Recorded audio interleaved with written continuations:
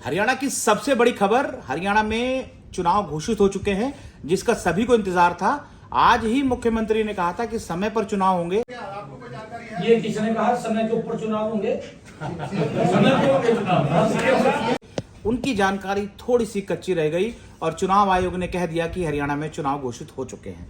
हरियाणा में 1 अक्टूबर को चुनाव है और 4 तारीख को नतीजे आएंगे। ये सभी के लिए सेटबैक की बात थी, क्योंकि लोग चर्चा तो कर रहे थे कि चुनाव होंगे, लेकिन किसी को यह नहीं पता था कि चुनाव 15 के बाद ही हो जाएंगे। अमूमन चर्चाएं चल रही थी 25 से लेकर 30 के बीच में घोषणा होगी, सितंबर में घोषणा होगी। लेकिन एक सबसे बड़ी जानकारी जब चुनाव आयोग ने प्रेस कॉन्फ्रेंस करके कह दिया कि चुनाव 1 अक्टूबर को होंगे और 4 तारीख को नतीजे आएंगे। हमारे साथ मुख्यमंत्री के मीडिया सेक्रेटरी हैं प्रवीण अत्री जी। नमस्कार सर। नमस्कार। तो ये तो बड़ा सेटबैक आ गया सर। सिविल सीएम साहब कह रहे थे कि चुनाव नहीं होंगे अभी, और तो कैसे तैयारी, क्योंकि तैयारी वाली तो कोई स्थिति थी नहीं। कल आपकी कैबिनेट है और तमाम चीजें हैं, तो कैसे देख रहे हैं सारी चीजों को? नहीं, देखिए, पहली बात तो ये है कि ये किसी तरह का सेटबैक नहीं रमेश जी, क्योंकि हम तो चुनाव के लिए हमेशा से तैयार थे। हम तो बार बार ये बात कहते थे कि कभी भी चुनाव हो हम तैयार हैं। देखिए, चुनाव आयोग एक स्वायत्त संस्था है और चुनाव आयोग की ये कर्तव्य और ये ड्यूटी होती है कि चुनाव करवाए जाए, और एक स्वायत्त संस्था अपने हिसाब से निर्णय लेती है।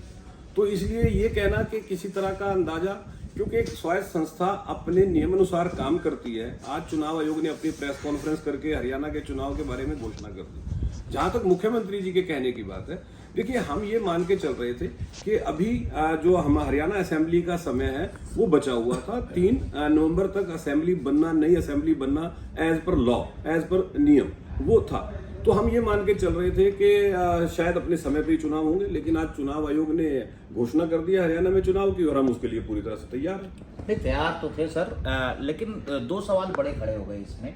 एक तो ये कि अभी ऐसी चीजें थी कि कल कैबिनेट की बैठक थी, कुछ मुख्यमंत्री ने और जगह रैलियां प्लान कर रखी थी, कुछ नई घोषणाएं होनी थी। उन सब घोषणाओं से पहले चीजें हो गई।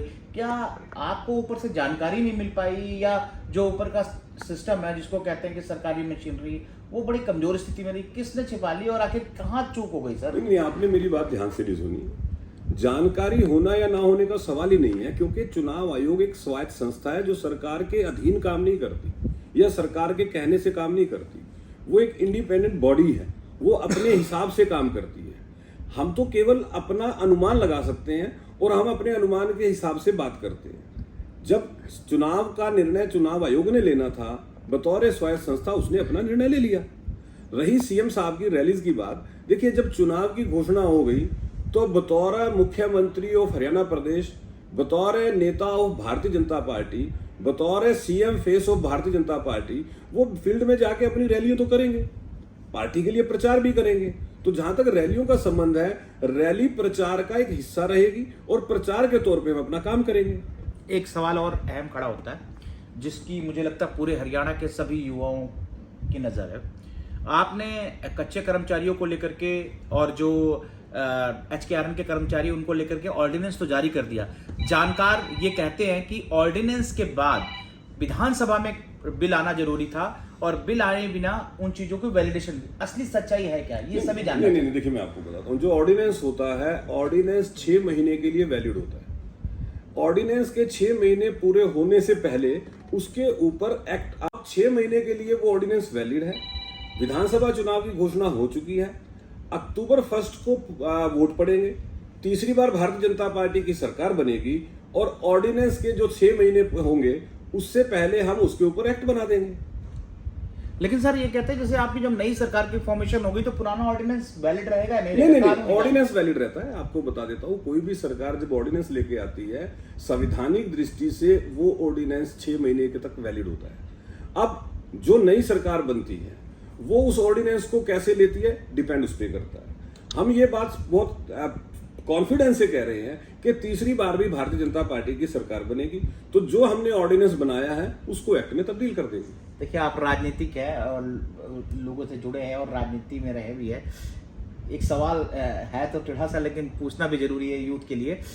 कहीं ऐसा तो नहीं कि 1,20,000 यूथ पर आपकी नजर थी, आपने उनके लिए ऑर्डिनेंस दिया और कि साहब जिताओगे तो अगली बार आपको पक्का करेंगे? असली सच्चाई क्या है? नहीं, देखिए, ये एक संवैधानिक प्रक्रिया होती है। हमने युवा के भविष्य को सुरक्षित करना था, ये हमारा वचन था, ये हमारी प्रतिबद्धता थी और हमने अपने युवा के भविष्य को सुरक्षित किया उस ऑर्डिनेंस के जरिए। सीधा सीधा ये।